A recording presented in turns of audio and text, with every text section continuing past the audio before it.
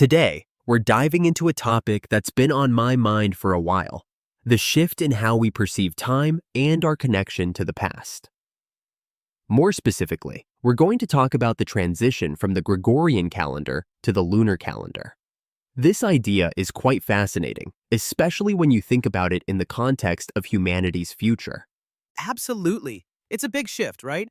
We've been living by the Gregorian calendar for so long, but when you really think about it, we're only just now stepping into a time where we start looking at things differently. From a historical perspective, the shift is huge, and it feels like we're at the cusp of something new.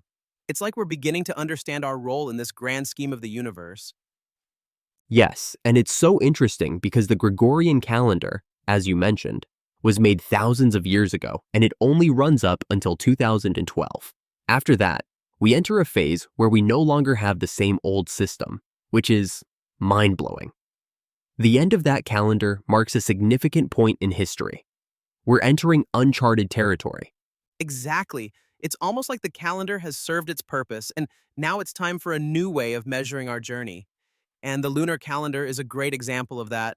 It's fascinating how people, especially in the East, have followed the lunar calendar for so long, and now it feels like the world is moving toward embracing it more.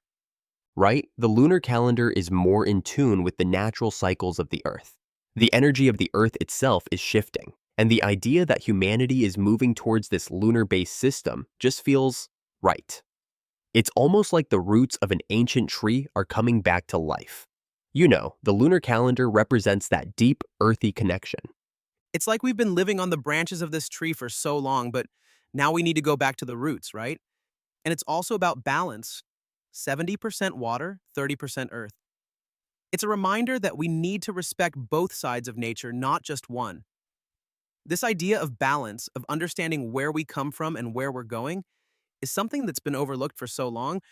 Exactly. It's almost like we've been so focused on progress and growth that we've forgotten to look inward, to understand our deeper connections with nature and the universe. But starting from 2013, we're stepping into a new cycle where we're not just building more and more, but rather learning to live sustainably, using what we've already created. And that's where the whole concept of the lunar era comes in. It's about looking at things from a perspective of harmony with the world around us. This transition isn't just about the calendar, it's about a shift in mindset, one that calls for a more spiritual, balanced approach to life.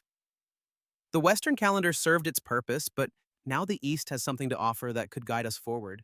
It's like we're entering a time where we no longer need to keep building for the sake of growth.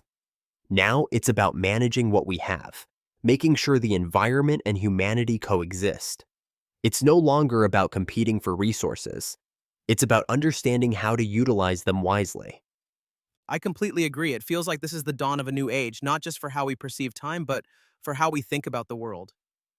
The end of one system doesn't mean the end of everything. It's just the beginning of something better. A world where we rethink work, productivity, and even our relationships with each other. And it's a global shift too. The international landscape is changing, with ideas that we once thought were set in stone starting to crumble. Everything we've held as the norm is up for reevaluation, and that's scary but also exciting. Absolutely.